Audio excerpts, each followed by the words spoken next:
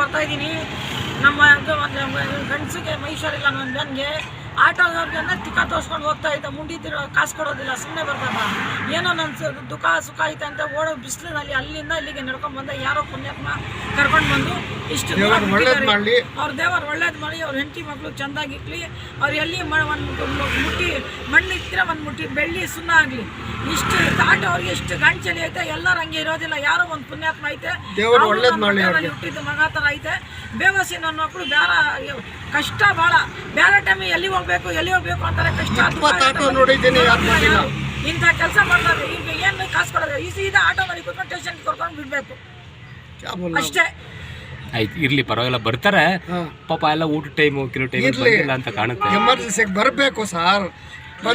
ಯಾವಾಗ ಹೆಂಗೆ 20-40 ಆಟೋ ಇಲ್ಲಿಂದ ಮನೆಗೆ ಹೋಗ್ದ್ರೆ ಬರೋದಿಲ್ಲ. ಲಾಲ್ ಬಾಗ್ ರೋಡಿಂದ ಅಯ್ಯಪ್ಪ ಗಾರ್ಡನ್ ಬರೋದಿಲ್ಲ, ಅಯ್ಯಪ್ಪ ಗಾರ್ಡನ್ ಇಲ್ಲಿಗೆ ಬರೋದಿಲ್ಲ.